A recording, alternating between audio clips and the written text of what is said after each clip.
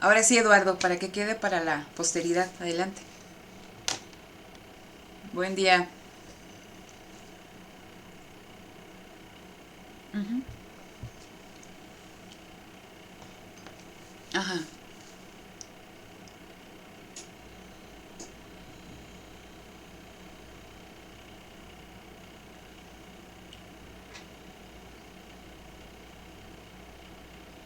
Ujú.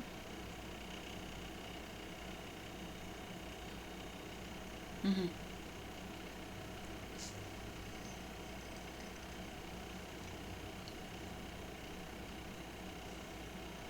Ujú.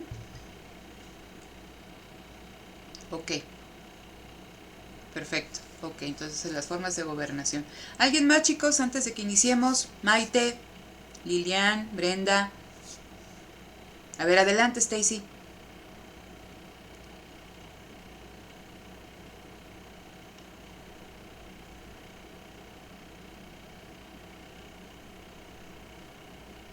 Ok, ok, perfecto. ¿Alguien más? ¿No? Ok. Bueno, entonces, recuerden que nuestro tema inicia, este tema del enfoque transaccional de la empresa, con la lectura de Coase, con la de la naturaleza de la empresa. Entonces, voy a compartirles el pizarrón y me dicen cuando lo puedan ustedes ver para poder ahí rayonear todo lo. Esto ya está en los videos, entonces, este, desde ahí lo, desde ahí lo vamos a retomar. Ok, voy a venir un poquito para acá, paso esto para acá. Okay. Entonces ya lo ven, ¿verdad? Bien, entonces en esta cuestión de por qué surge el análisis de los costos de transacción, recuerden que decíamos que dentro del paradigma ortodoxo dominante en la década de los 30, me decían que los recursos, ¿no? La mejor asignación que se podía hacer a través de los recursos productivos era a través del mercado competitivo, ¿sí? Entonces, las empresas que intercambiaban en este mercado competitivo eran empresas especializadas, ¿sí? Entonces, cuando yo hablo de empresas especializadas, imaginen un producto que necesita diferentes materias primas, diferentes bienes intermedios, etc. Para realizar ese producto, pues un montón de empresas tienen que entrar en contacto, ¿no? No es a través de una cooperación consciente, sino es a través de una cooperación. O sea, este intercambio de las empresas especializadas se da en el mercado. Entonces, estas empresas eh, se ponen en contacto unas con otras a través de procesos, decíamos, de cooperación, es con doble O, inconsciente, ¿no? Entonces, ¿por qué decimos que es una cooperación inconsciente?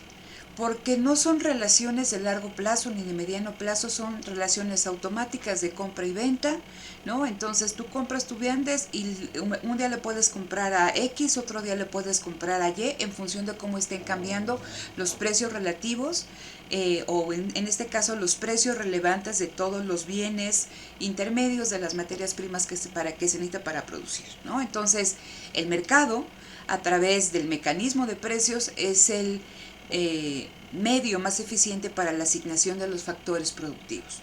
Y entonces estas empresas especializadas acuden al mercado, intercambian bienes, intercambian servicios y en ese intercambio siempre media, ¿no? Lo que decíamos, un contrato.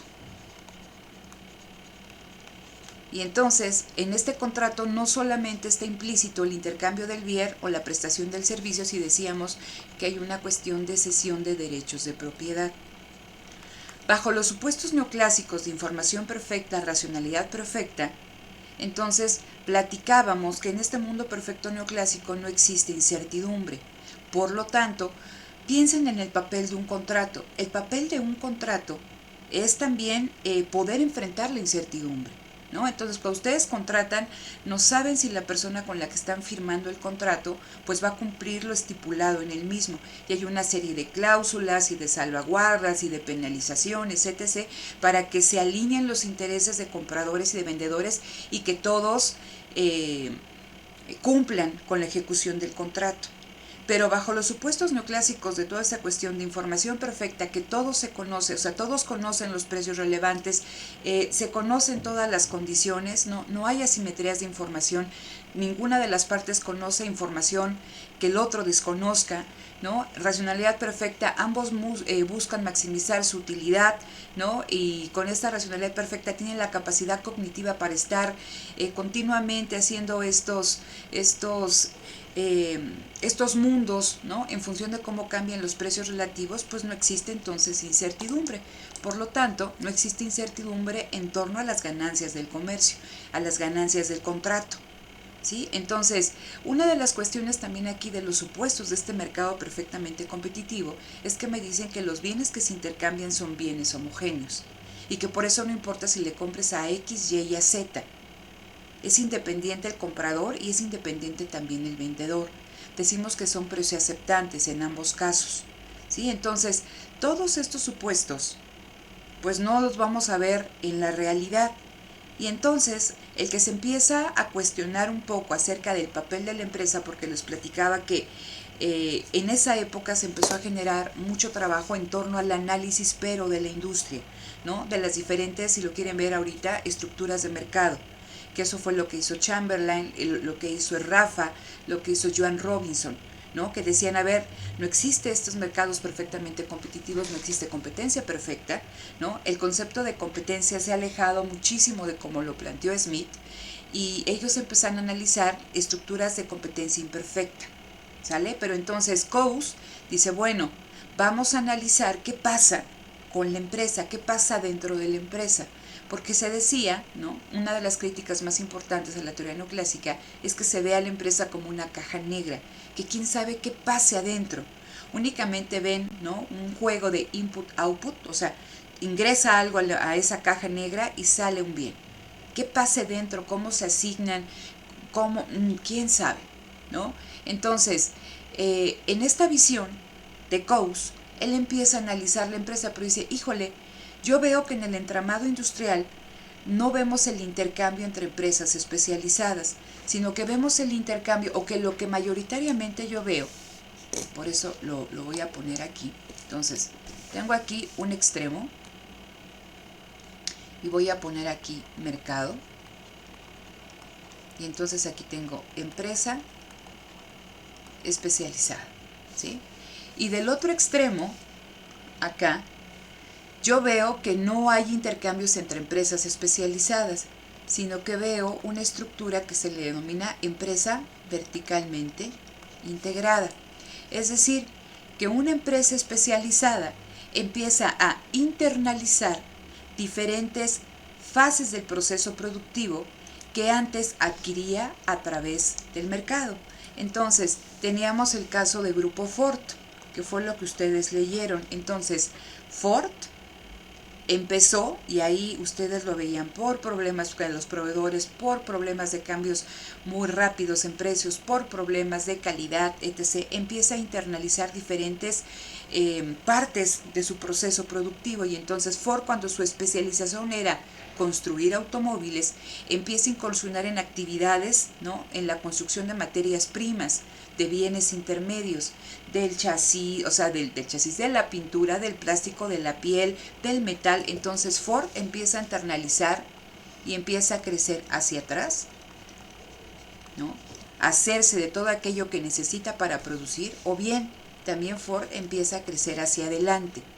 Entonces, esto significa que ya está el producto, encontrar todos aquellos canales comerciales, logísticos, de transporte, de crédito, para que llegue el auto, la distribución, al consumidor. Y decíamos que Ford era el caso prototípico o el más importante de empresa verticalmente integrada, ¿sí? Entonces, eso es lo que empieza a analizar Coase. Dice, me dicen que tiene que ser, ¿no?, lo normal en el mercado esto, y lo que yo estoy viendo es esto. Regreso a lo que decía Roberto. Este es el caso paradigmático. pero existen, dependiendo del sector de actividad económica, de la rama, de la clase, etc., diferentes grados de integración. Ford, y por eso digo, era prototípico porque estaba prácticamente integrado, todo lo hacía Grupo Ford, todo lo que requería para producir sus autos y para que estos llegaran al consumidor. Prácticamente, o sea, era una integración muy fuerte. Pero puede ser que General Motors también tuviera cierto grado de integración, pero no al caso de Ford. Es decir, que elaborara ciertas fases del proceso, que las internalizara y que para otras siguiera teniendo contacto con empresas especializadas. Eso es algo que reconoce Coase. Y entonces, ¿no? Decimos, ¿por qué existen estas empresas? Por lo que ya platicamos, ¿no? Los costos de transacción. Y dice Coase, en ausencia de costos de transacción, aquí se reconocían únicamente costos de producción, costos ligados con la elaboración del bien, pero existen otro tipo de costos, ¿no? Dice, los costos de intercambiar, dice, porque no estamos hablando de que hay información perfecta. Dice, simplemente, dice, manejar, ¿no? Utilizar el mecanismo de precios es costoso. Porque si decimos, ¿no?, que nuestra asignación de factores productivos se guía por los cambios en los precios, ¿no? En el mundo neoclásico es automático que las personas, consumidores y productores, conozcan los precios relevantes. Por eso la información es completa y es gratuita, ¿no? Es así como en automático que tú sabes todo. Y decía Coase, híjole, es que, ok, vamos a hacer la asignación vía mercado. El problema es que conocer los precios relevantes para tomar nuestras decisiones es costoso, ¿no? Entonces, conocer los precios relevantes es costoso y no todos los agentes pueden asumir en igualdad de circunstancia esos costos. Entonces, eso va a hacer que algunos de los agentes tengan más información que otros y empieza a haber incertidumbre respecto al intercambio. Entonces, en este intercambio puede ser que alguien, dada esa mayor información, trate de tomar provecho de alguien más, ¿no? O bien que está la información, pero como tampoco existe racionalidad perfecta, es decir, recuerden que la racionalidad está vinculada con que los individuos quieren maximizar, ese es su fin último, ¿no? La maximización de la utilidad. En el caso de las empresas, en este intercambio, las empresas quieren maximizar su beneficio. Entonces, las empresas quieren ser racionales, pero tienen obviamente las empresas están manejadas por individuos y esos individuos tienen una racionalidad limitada, ¿no? Su capacidad cognitiva es limitada, entonces puede que quieran ellos maximizar su beneficio, pero puede que se equivoquen, ¿no? Dada esta información costosa, asimétrica, ¿no? Y pueden empezar a hacer asignaciones ineficientes. Entonces todo eso trae incertidumbre en torno al intercambio y por tanto en el contrato. Entonces de ahí son los costos de transacción, de transar, de intercambiar, porque decimos, en torno al contrato se van generando una serie de costos y lo platicábamos que qué son los costos de transacción, que es algo que va a retomar y que va a trabajar mucho más Williamson, ¿no? Entonces Williamson nos decía, existen costos de transacción ex ante, o sea, antes de que se firme el contrato, una vez que se firme el contrato y después de que se firme el contrato, ex ante y ex post, ¿no? Entonces, lo platicábamos la semana pasada, para firmar un contrato es que ya hubo una negociación previa entre las partes y negociar y redactar el contrato te genera costos, ¿sí? Ya se firmó el contrato, ahora hay que vigilar su cumplimiento y cualquier tipo de vigilancia te va a generar costos. ¿Y qué pasa si hay un incumplimiento por parte de alguna de las personas que están transando? Pues ahora hay que hacer gastos legales para que esa desviación de lo que estaba escrito en el contrato pues no se desvíe más y se cumpla. Y puede venir una negociación y una nueva redacción del contrato y todo eso genera costos, ¿no? Entonces esos son los costos de ir al mercado. Entonces decíamos que si las empresas optan por estar en el mercado, dado estas cuestiones que reconoce Coase que no se cumplen en la realidad, en el mercado aquí se generan los costos de transacción. ¿sí? Y entonces, ¿qué pasa si la empresa dice, híjole, es que hay una gran incertidumbre en torno a comprar el metal en el mercado con una empresa especializada? Entonces lo internalizo. Pero eso no quiere decir, y eso sí me gustaría que pusieran atención, eso no quiere decir que la transacción se elimina. Ya no se realiza en el mercado, ahora se realiza dentro de la empresa, porque dentro de la empresa, y platicábamos, va a haber un comprador y va a haber un vendedor. Es decir, el comprador es la planta de Ford que está produciendo los autos. ¿Y quién es el vendedor?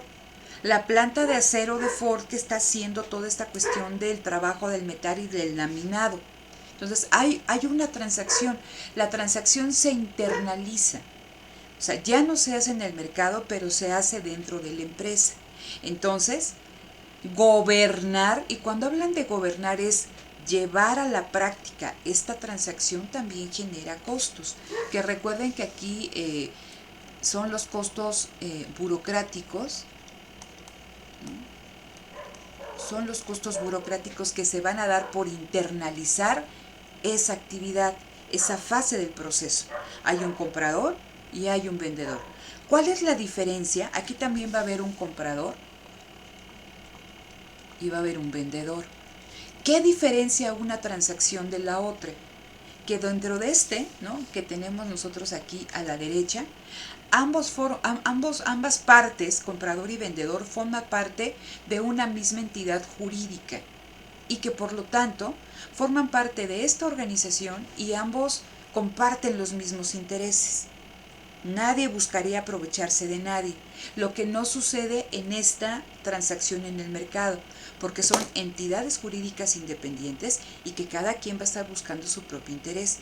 Y dada esta cuestión de la información no completa, costosa, y de la racionalidad tampoco completa, va a haber alguien que se apropie de algo que le correspondería al otro. Entonces recuerden que aquí dice cost, el límite, ¿no? Entonces cuando la empresa empieza a internalizar, la empresa empieza a crecer, ¿no?, a aumentar su tamaño, aumentar su escala. Y decía Coase, se preguntaba, bueno, a ver, si esto es así, ¿por qué no solamente una empresa se encarga de la producción de todo un ámbito industrial? ¿No? Si esto es lo más eficiente, se gana vía, ¿no?, estas economías de escala. Y el mismo Coase contesta y dice, a ver, pues esto no es posible porque al empezar a internalizar actividades y reconocía, o sea, su idea era que había un empresario, un único empresario, que sí, si bien tenía una playa de ahí, una jerarquía dentro de la empresa, o sea, está el CEO y luego sigue un grupo de directivos y luego hay un grupo de subdirectores y después de jefes de departamento y de jefes de planta, etc., ¿sí?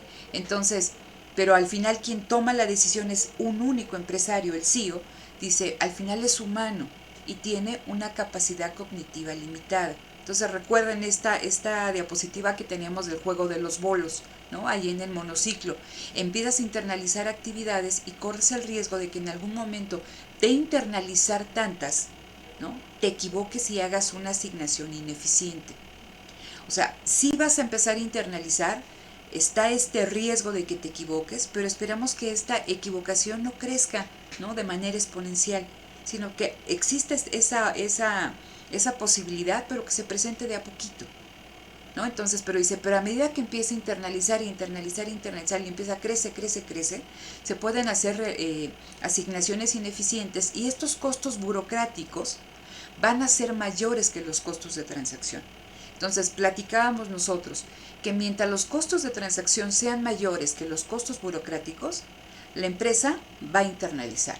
Pero cuando los costos burocráticos en esta cuestión de la racionalidad decreciente de la función del empresario, ¿sí?, este rendimiento decreciente de la función empresarial, ¿no?, se hace más patente, entonces si los costos burocráticos son mayores, la empresa siempre puede regresar al mercado, ¿no? Entonces por eso decíamos que son mecanismos alternos para coordinar la producción, ¿no? Entonces ahí está esta cuestión de los costos de transacción. ¿Qué es lo que nos dice Williamson en este documento? Aquí lo tenemos, ¿no? Él va a retomar el planteamiento o el concepto de los costos de transacción y va a añadir cuestiones interesantes en torno a qué, a los supuestos microeconómicos o los supuestos conductistas. También, como ya mencionaba su compañero, nos dice que no todas las transacciones son iguales. ¿Por qué?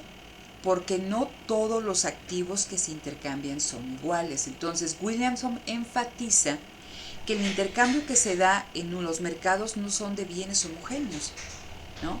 Sino que existen una diversidad de bienes, entonces, y que hay bienes bien específicos o activos bien específicos que demandan otro tipo, ¿no?, de contratación, otra forma de gobernar, de vigilar el cumplimiento de ese contrato, ¿no? Entonces, las transacciones difieren porque también los activos difieren. Nos habla de dos conceptos que van a ser muy importantes: la transformación fundamental y la transformación intertemporal a través del tiempo. Una tiene que ver con que a medida que los activos se hacen más específicos, la identidad de las empresas, ¿no?, que van a estar presentes en el intercambio importa. Si ustedes compran un clavo del número 10, pues no importa si lo compran en la ferretería de la esquina, en una de esas tiendas grandototas, ¿no?, tipo Home Depot, o el otro, el chileno que también llegó, ¿no? No te importa si lo compras ahí o en la comercial, o es un clavo.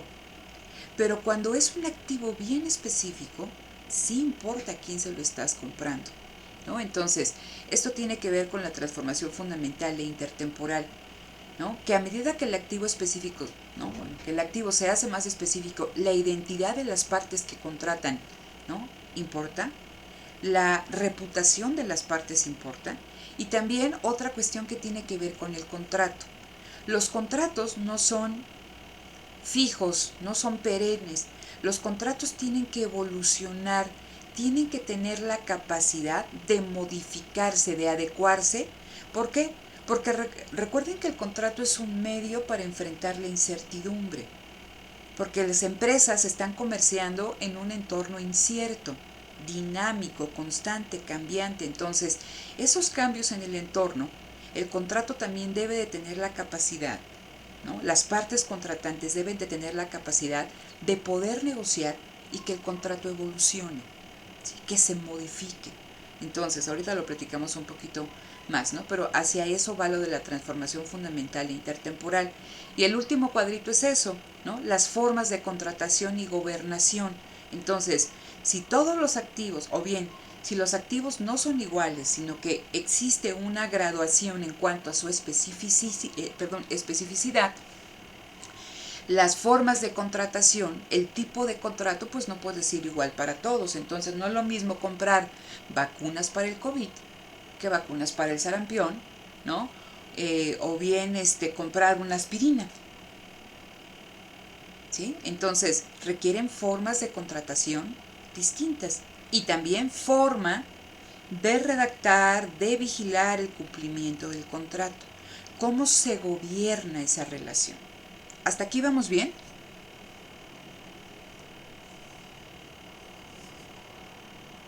Ajá.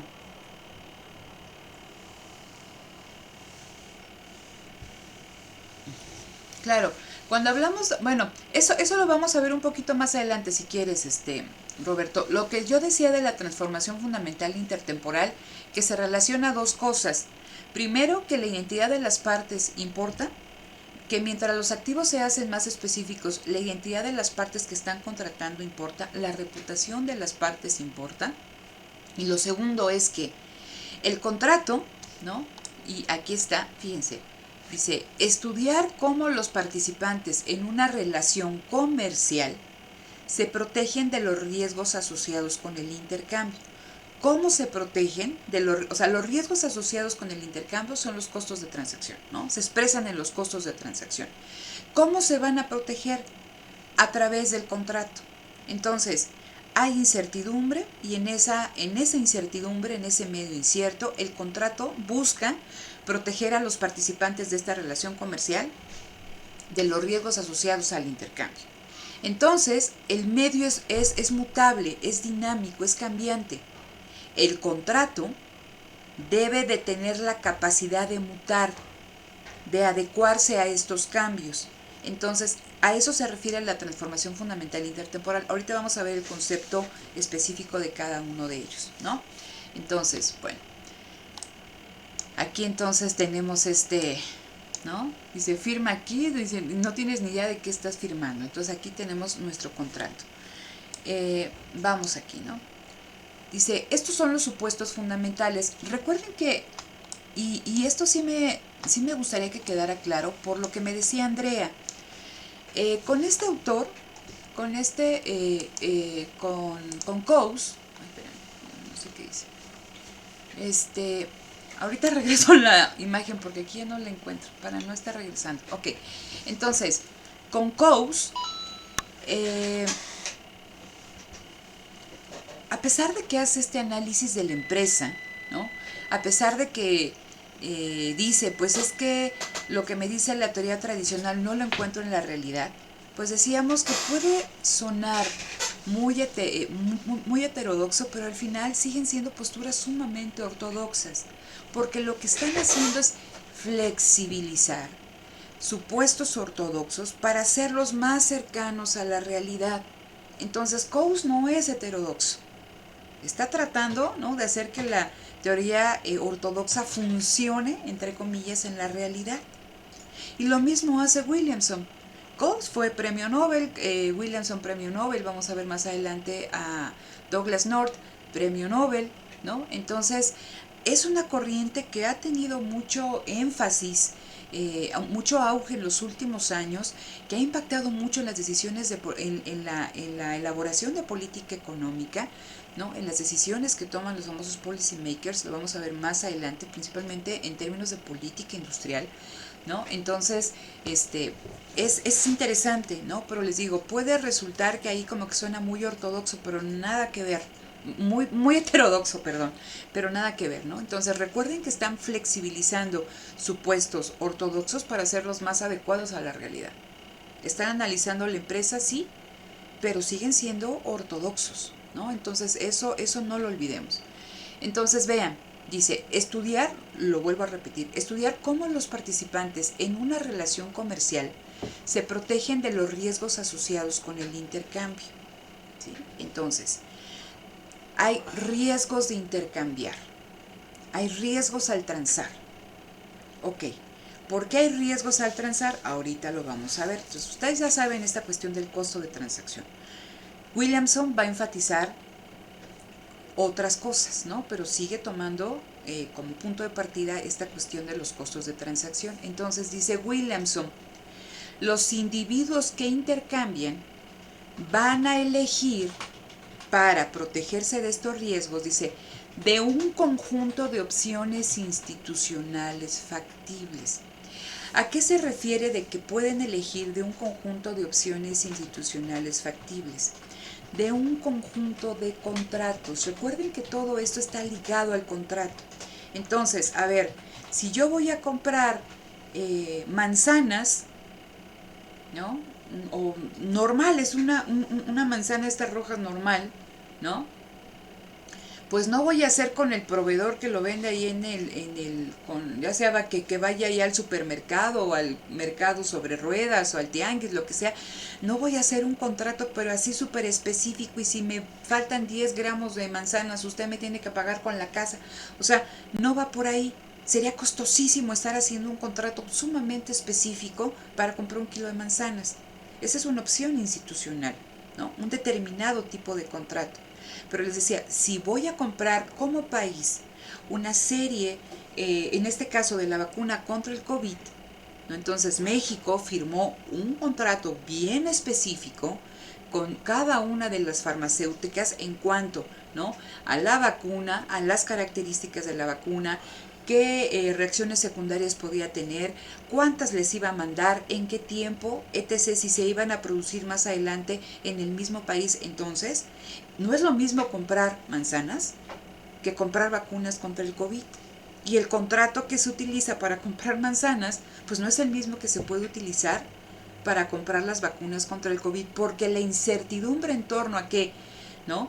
Nos llegue una manzana abollada, no es lo mismo que si te salen mal todo un lote de vacunas, ¿no? Entonces, por eso, en ambas compras va a haber riesgos al intercambiar. Entonces, las personas, estamos hablando que hay activos específicos. En este caso, la vacuna contra el COVID es un activo sumamente específico. Las manzanas no, pueden ser genéricas, las encuentras en todos lados. Pero la vacuna contra el COVID, pues es un puñado de farmacéuticas quienes te las pueden fabricar y que te las pueden vender. Entonces, ¿no?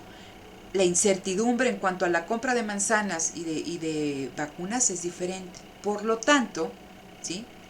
Las partes deben de buscar entre un conjunto de opciones institucionales dentro de un conjunto de contratos, ¿no? Que les permitan enfrentar este riesgo.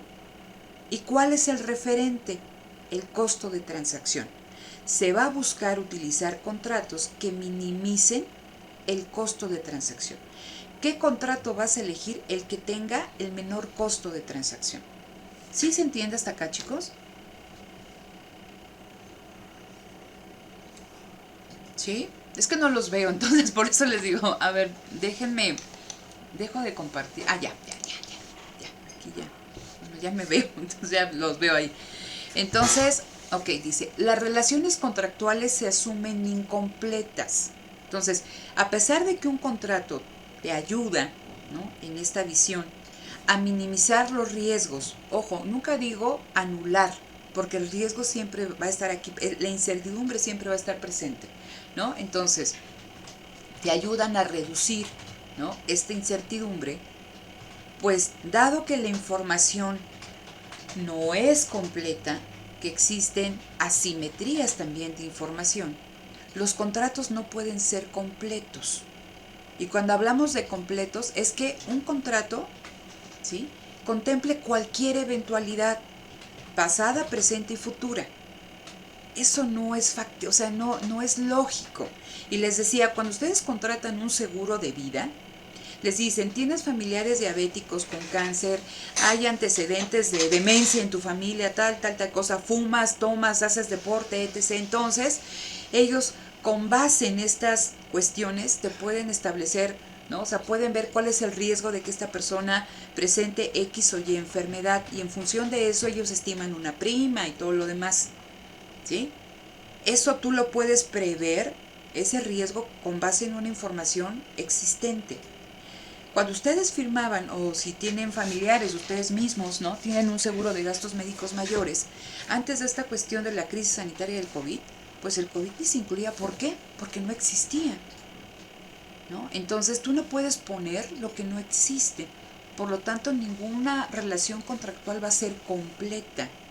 No vislumbra todas estas eventualidades, ¿sí? Entonces, esa es una cuestión que Williamson señala, ¿no? Las relaciones contractuales se asumen incompletas. Y si piensan como abogados, ¿no?, esta no completitud en las relaciones contractuales, pues da origen a que dicen cualquier recoveco se pueda utilizar en términos legales, ¿no? Entonces hay incertidumbre al contratar. Ahora bien, esto está relacionado, Roberto, con lo que tú también especificabas de la transformación fundamental. Vean, el problema fundamental de la empresa es enfrentar los desórdenes en el intercambio. ¿A qué se refiere con los desórdenes en el intercambio? Que el intercambio es riesgoso, es incierto, ¿sí?, por lo que ya hemos estado comentando. Entonces, dado que el entorno es incierto y que va evolucionando, la empresa o las empresas contratantes deben de tener la capacidad de ir modificando los contratos a lo largo del tiempo. Por eso ese es el problema fundamental de la empresa, ¿no? Ver que si el entorno cambia, si el entorno es incierto, poder ir enfrentando este entorno incierto a través del contrato. Entonces, vamos a situarnos en este último recuadro, en el recuadro verde, que dice, a ver, ¿cuáles son los orígenes o las fuentes de los desórdenes que traen fricciones en la transacción? ¿No? Fricciones. ¿Cómo es algo que fricciona, ¿no? Como que no se mueve de una manera suave. Recuerden que aquí nos dicen, el Estado no tiene que intervenir en la fijación ni de precios mínimos y máximos porque genera distorsiones en el mercado. Es lo mismo aquí, ¿no? Distorsiones en las transacciones, fricciones en las transacciones. ¿Cuáles son las fuentes de estas fricciones transaccionales, de estos desórdenes? Entonces el autor nos va a enumerar primero la racionalidad limitada, la presencia de oportunismo, la incertidumbre y un número reducido de agentes con quien contratar. Entonces, está flexibilizando estos supuestos que ustedes encontraban en el enfoque ortodoxo, porque en el otro la racionalidad es perfecta. No existe oportunismo porque no hay incertidumbre, todos conocen todo, no puede haber oportunismo, ¿sí? Entonces, tampoco hay incertidumbre porque todo se conoce. Y en la última, ¿no? Recuerden que dicen, las empresas, ¿no?, son precioaceptantes. ¿Por qué? Porque así como hay una, el agente representativo, la empresa representativa, hay un montón. Entonces dice Williamson, híjole, ¿qué crees? Pues que en la realidad, dependiendo del grado de especificidad del activo, existe un número reducido de agentes con quien contratar. Entonces, ustedes salen en este momento que pudieran comprar, ¿no?, la vacuna contra el COVID, pues no van a encontrar en cada esquina, ¿cómo se llama?, empresas o farmacéuticas que vendan y que les vendan, ¿no? Hay bien poquitas. Entonces, esas son las cuestiones que ve este autor. Entonces, vamos a trabajar con esta cuestión. Esto ya lo comentamos. ¿Cuál es el fin? Fíjense, ¿por qué decimos que no deja de ser ortodoxo el asunto? Porque de manera velada, ¿no?, ¿cuál es el objetivo aquí de la empresa? ¿Cuál identifican que es el objetivo de la empresa?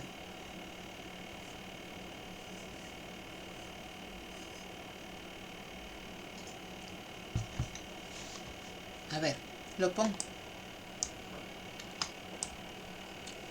Ok, entonces vean, recuerden este esquemita que teníamos, ¿sale?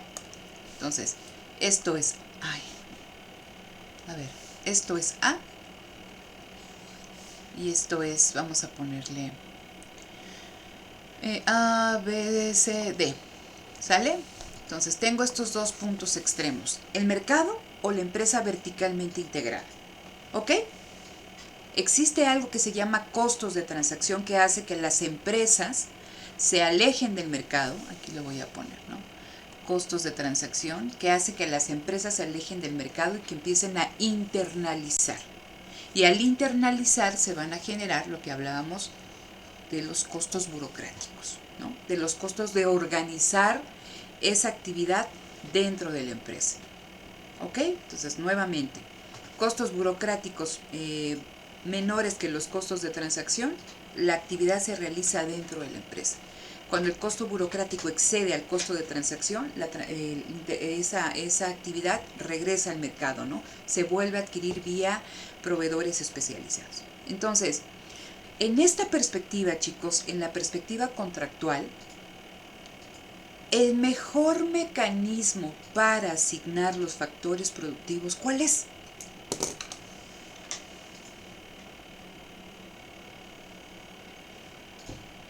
A ver, Maite.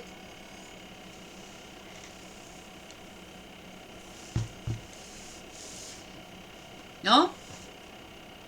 Yair.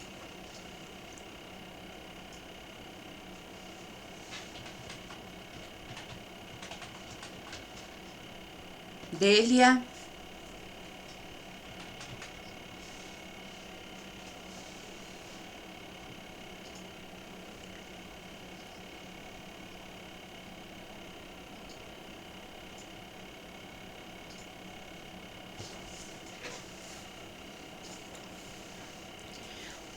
Ojo, a ver, escuchen nuevamente. Y eso sí me interesa mucho. Que cuando ustedes lean tengan esa capacidad de decir, a ver, bueno, ¿esto por qué me lo está diciendo? Recuerden que nosotros partimos que este enfoque trata de flexibilizar los supuestos ortodoxos. ¿Cuál es el objetivo, o cuál es el supuesto, el objetivo, el fin último de la empresa? en el supuesto ortodoxo. ¿Cuál es? Lo acabamos de decir. Maximizar, estamos hablando de racionalidad. Nuevamente, ustedes toman un montón de cursos de micro, ¿no? Entonces, es lo que están viendo, siempre sean los problemas de minimizar y maximizar. Entonces, la empresa, su objetivo, su fin último por lo que vive, es la maximización del beneficio. Y esta maximización de beneficio, que está implícito en el concepto de racionalidad, ¿sí? Entonces, la maximización del beneficio, la empresa la busca a través, ¿no?, de un mercado competitivo, con un sistema de precios sin ninguna interferencia, cuando del precio de equilibrio deriva de la interacción entre la oferta y la demanda, ¿no? Entonces, la empresa, en esta racionalidad perfecta, decíamos, busca maximizar su beneficio, comparando siempre en tiempo real, está compare y compare y compare, ¿no? Está tomando decisiones en función de cómo están cambiando los precios relativos. Recuerden que lo platicamos, ¿no? ¿Qué se produce y cuánto se produce se determina en el mercado? ¿Y cómo se da la información? A través del precio. Lo único que tú necesitas es el precio para comprar y para vender. Entonces, ese es el fin último de la empresa, la maximización del beneficio. Ok. En este enfoque, ¿cuál será el objetivo de la empresa?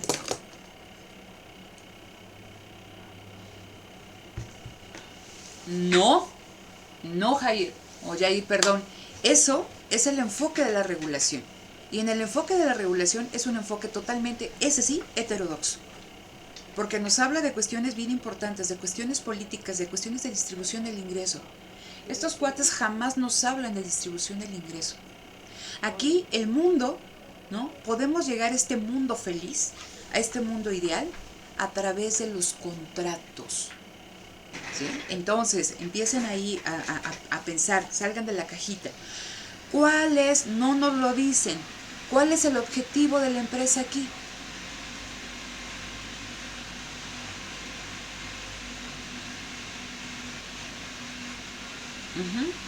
Los escucho.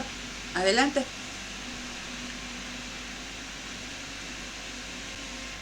No, eso es algo, a ver, el costo de transacción es como el que te indica si estás haciendo bien las cosas o no, ¿no? Entonces, vas a buscar, o la empresa, las empresas que intercambian van a buscar el contrato que les genere el costo de transacción más bajo, ¿no? Ese sería como el resultado. Pero nuevamente, ¿cuál es el objetivo de la empresa? ¿Qué busca la empresa para estos autores?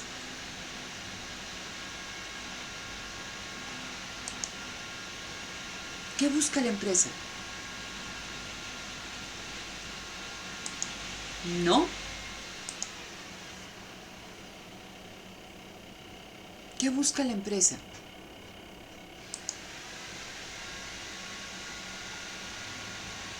La empresa busca maximizar beneficio.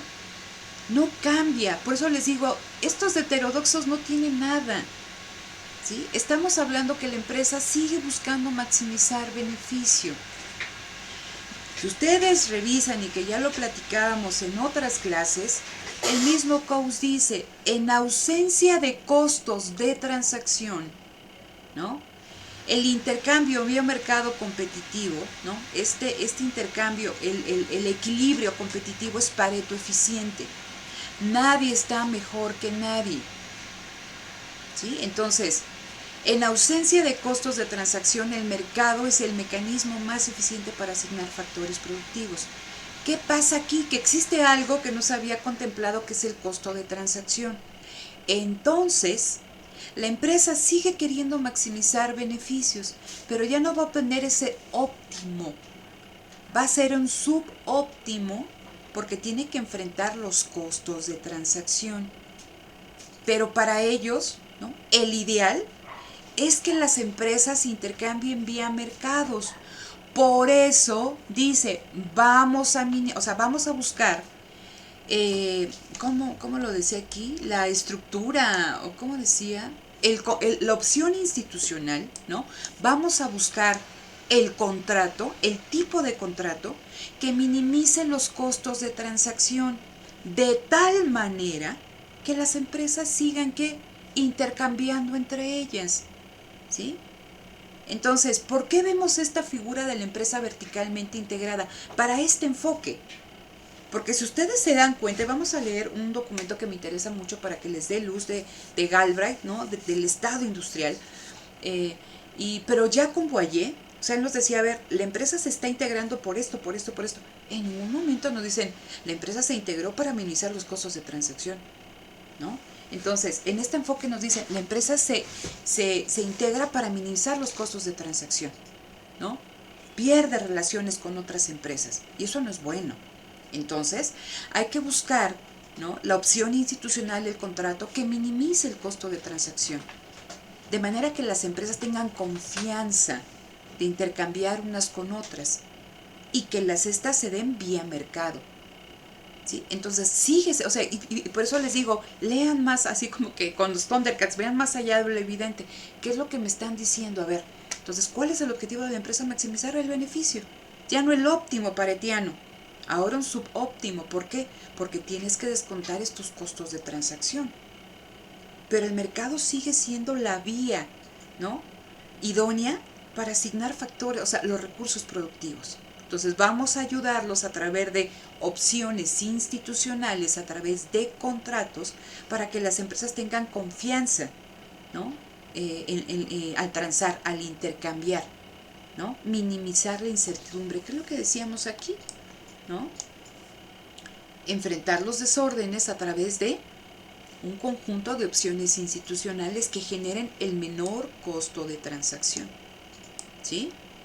Entonces, eso es bien importante que lo tengan claro. No sé si se entiende, chicos.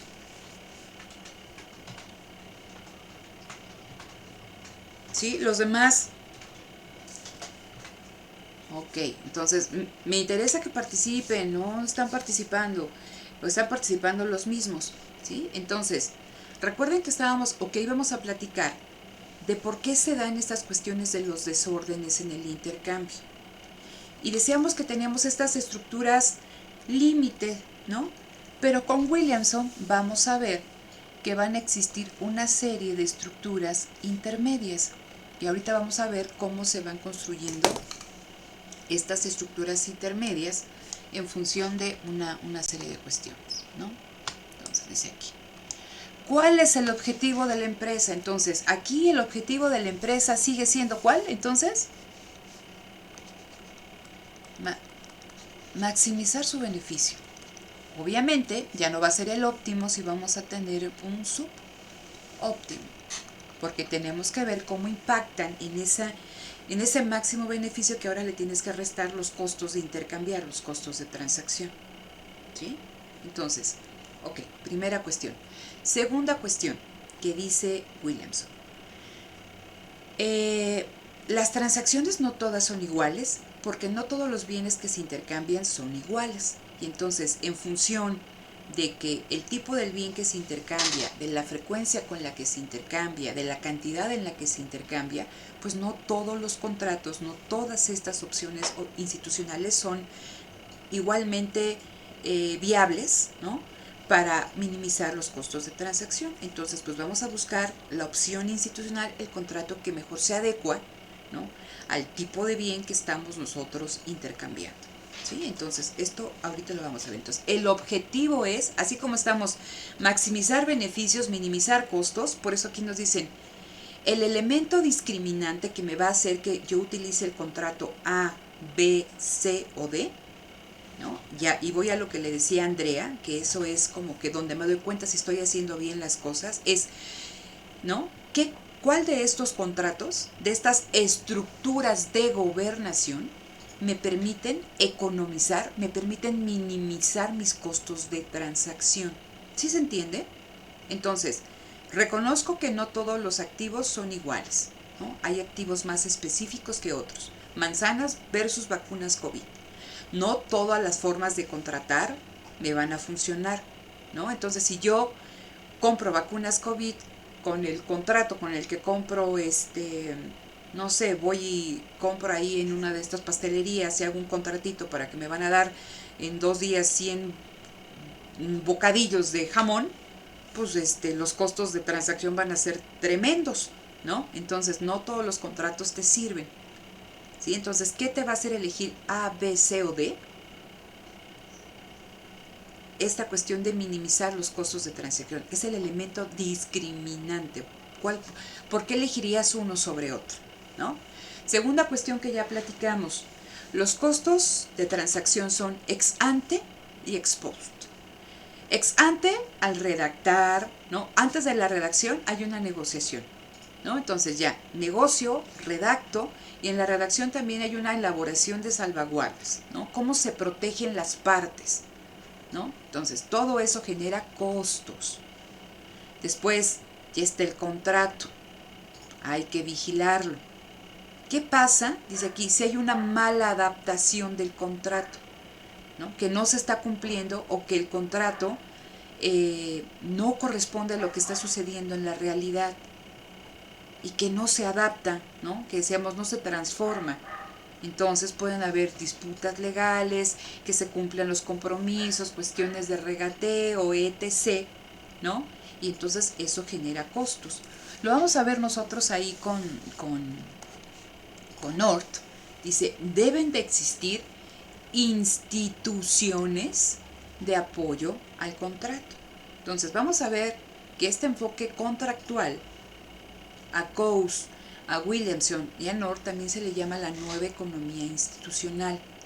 Las instituciones que promueven, ¿no?, que los mercados sean eficientes. Una es el contrato. Otra es que haya reglas, normas, ¿no? Organismos ahí que estén vigilando, ¿no? Que se cumplan los contratos, que apoyen su cumplimiento. Entonces, es todo esto, pero les digo, ¿no? El mercado funciona. Vamos a ayudarle para que funcione bien, porque existen estas cuestiones, ¿no? Entonces, a esos también se les va a llamar como, son autores de la NEI, Nueva Economía Institucional, ¿sí? Entonces, esto es importante. Ahora, vamos a ver esta parte de los supuestos conductistas y el atributo de las transacciones. Entonces, veamos, ¿no? Entonces, las personas, al final estamos hablando que las que están en relación en un mercado son empresas, pero detrás de esas empresas hay personas. Entonces, estas personas, estos empresarios, quieren ser racionales, tienen toda la intención de ser racionales. ¿Qué implica? O sea, ¿qué es esto? Que las personas quieren maximizar su utilidad y que las empresas quieren maximizar beneficios.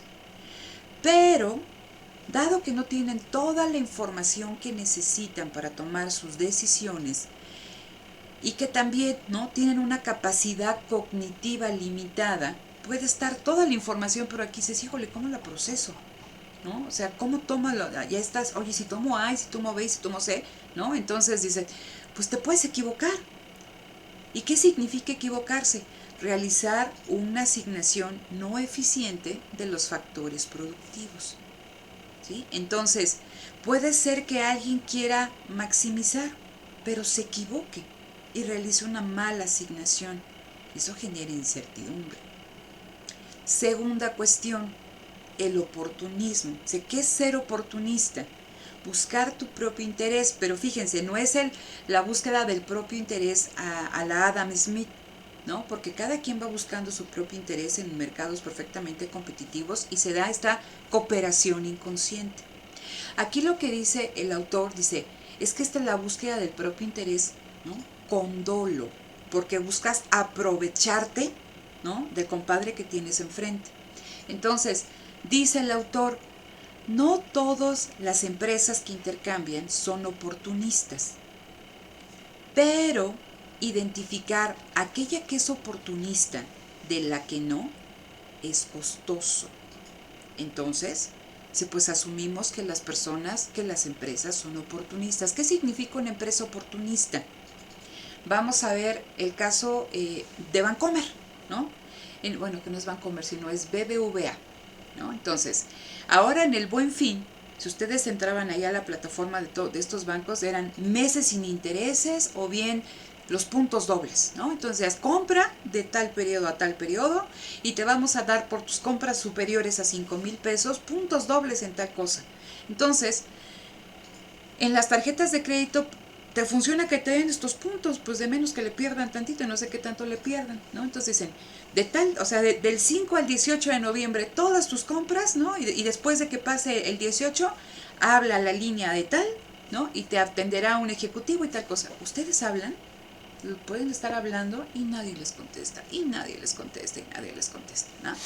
Les cuento esto porque esto es una actitud oportunista, ¿no? Entonces, ya, ese es un caso cercano que conocí. Entonces, esta persona habla y no le contesta. Entonces ya habla y busca hablar con un agente, ¿no? Y le dice, oye, ¿sabes qué? Pues yo realicé tal monto, un monto importante en compras, ¿no? Quiero mis puntos doble. Híjole, es que ¿sabe qué? Que no se los voy a poder dar. ¿Por qué? Es que usted ya pagó su tarjeta. Donde en ninguna parte, ¿no? De toda esta cuestión dice que tú no puedes pagar tu tarjeta. Entonces, esta persona tiene de a dos, o no tener sus puntos, o empezar ya sea con Profeco o con Conducef, porque hay o sea, eso es algo que, o sea, es un cliente, ¿no? Y es un proveedor de un servicio, en este caso financiero, bancario. Entonces, a ver, haciendo esto, tal, tienes que, estos son los beneficios. Se está incumpliendo el contrato. Son empresas que están haciendo, ¿no? Están buscando su propio interés porque las personas no pueden perder el tiempo de meterse en una cuestión legal con estas empresas. Entonces, ¿qué hacen las empresas? O sea, en este caso es un consumidor que dice, ya no compro, ya, ¿no? Ahora piensen dos empresas que están transando en el mercado y que una te dice, no, sí, yo te entrego tal fecha y no te entregan, ¿no? O te entregan mal, o la calidad no es la que tú esperabas. Oye, ¿sabes qué? Pero en el transcurso de esta cosa aumentó el precio, ¿no? Entonces, ¿sabes qué? Con la pena para que te entregue tienes que pagarme más.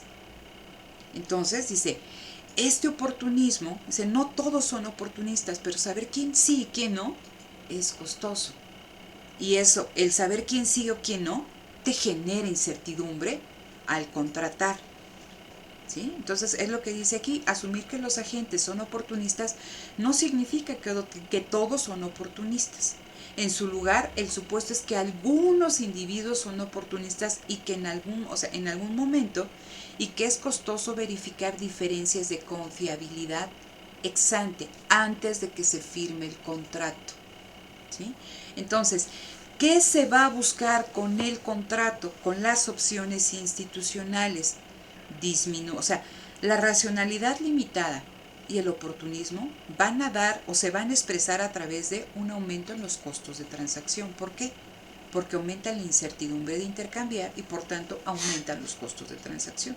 Entonces hay que buscar la opción institucional, hay que encontrar el contrato que permita economizar, dice aquí, ambos casos.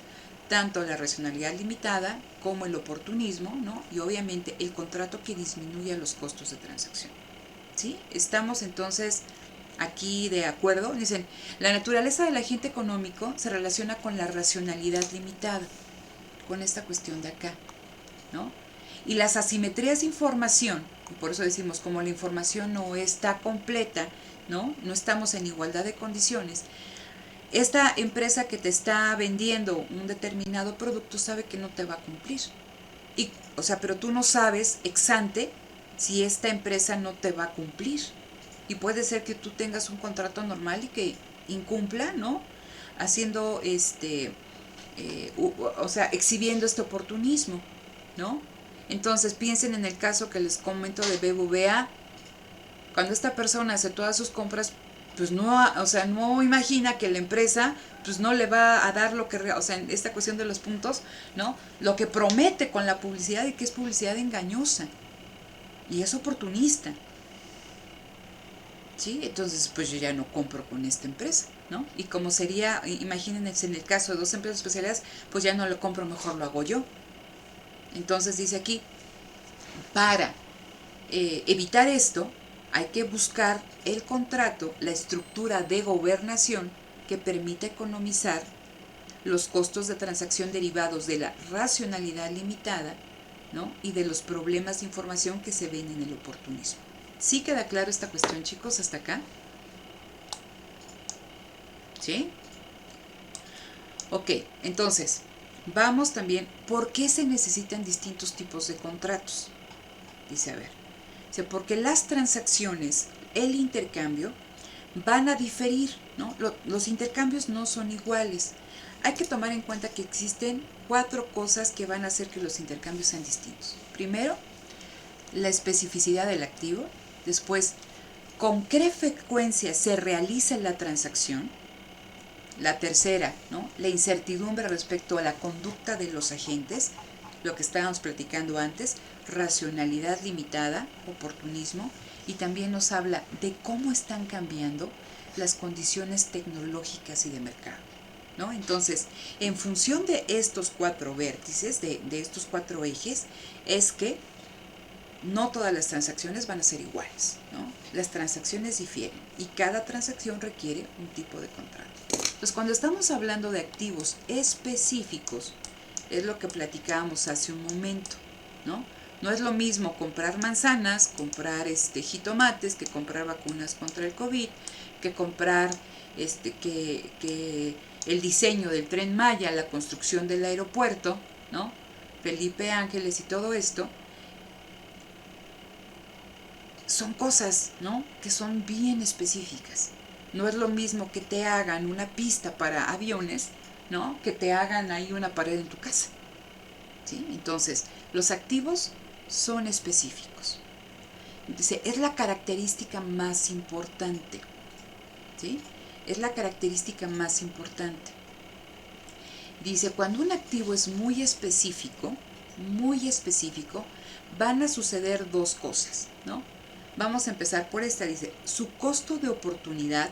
¿Recuerdan el concepto de costo de oportunidad? A ver.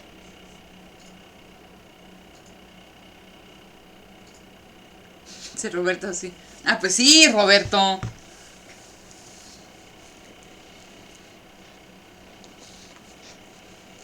Ok, es el costo que te genera. Ok, otra de costo de oportunidad. Gracias, Roberto.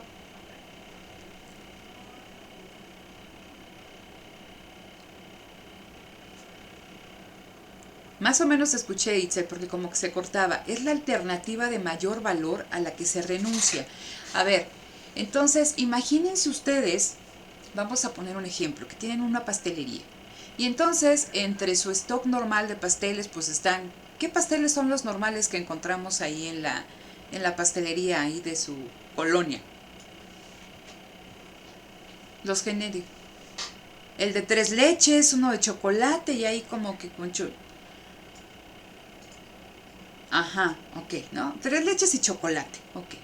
Entonces imagínense, ¿no? Que llega alguno de ustedes a esta pastelería y que va a ser el cumpleaños de su mamá, ¿no? Y entonces le dice, ¿sabes qué? Quiero un pastel, pero lo quiero de 4 pisos. Y lo quiero, o sea, pero que tenga en lugar de aquí nuez. Y le pones tal, o sea, y lo van haciendo cada vez más específico, ¿no? Entonces, pues ya no es lo mismo que vayas y que compres una barra de pastel de 3 leches, sino que ahora te hicieron hasta el diseño, ¿no? Y su mamá ahí sembrando flores y ustedes ahí abrazando a la mamá, ¿no? Y casi casi cae confeti. Entonces es un pastel sumamente específico, ¿no? Es más costoso. ¿Qué pasa, no? Si de buenas a primeras la persona que está en la pastelería, ah, sí, ¿no? ¿Qué necesito? No, nada. No, pues nada más déjame el 10%. Y ustedes, ¿no? En un comportamiento oportunista, pues dicen, ah, pues ya no quiero pastel. ¿Qué pasa con esa persona que fabricó el pastel?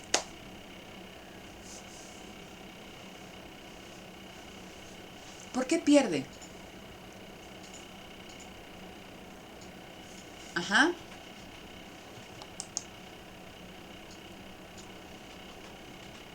A ver, dicen, pierde porque le puso dinero, o sea, tiempo ahí, pero, ajá.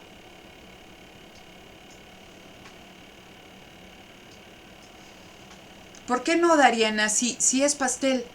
¿Por qué dice Dariana que no lo va a poder vender otra persona?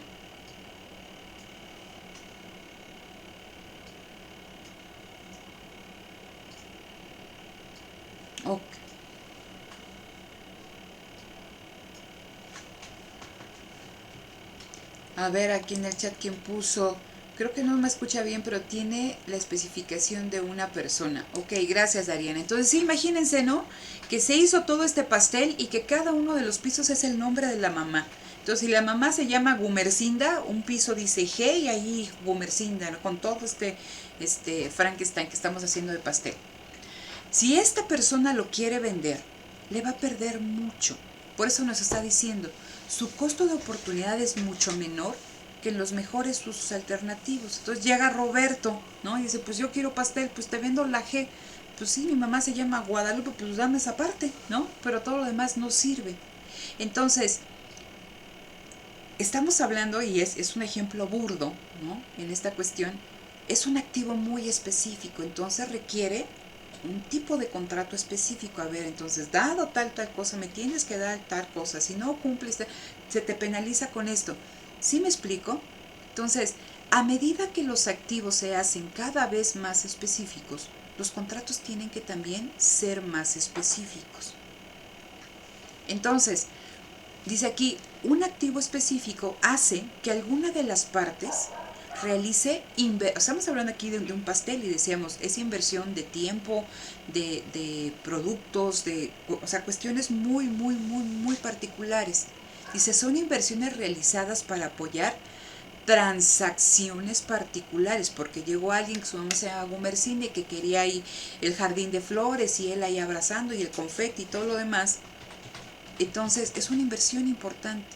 Dice, y tienes que proteger, ¿no?, esta inversión de los desórdenes, el intercambio, por el oportunismo o por esta racionalidad limitada. ¿En qué sentido? Imagínense entonces que la mamá no se llama Gumercinda, sino se llama Guadalupe, y el otro entendió Gumercinda, puso Gumercinda. Alguien se equivocó. ¿Sí? Entonces, por eso dicen, a medida que los activos se hacen más específicos, se deben de buscar estructuras de gobernación que permitan, ¿no?, reducir estos desórdenes en el intercambio por el oportunismo o por la racionalidad limitada. Entonces, con esto en mente, pensemos cuáles son la especificidad de los activos, ¿sí? Son las 11:21, hasta aquí me quedo, ¿no? Mañana continuamos con toda esta cuestión de especificidad de activos, con la cuestión de la frecuencia, vamos a entrar con esta cuestión de las estructuras de gobernación, pero por favor les pido de verdad, revisen los videos, ¿no? Y les digo, son las 2 clases que di con este grupo, le podemos avanzar mucho más, porque todo esto también lo explico ahí. Y si queda algo ahí, o sea, yo mañana, bueno, no mañana, el jueves lo trato, pero podemos avanzar bastante. Y ustedes ya que vengan con dudas, oiga, profesora, sí lo vi, y de acuerdo a lo que empezamos a platicar ahorita me queda duda en esto, ¿sí? Pero por favor véanlos, ¿ok? Entonces, muchas gracias. Detengo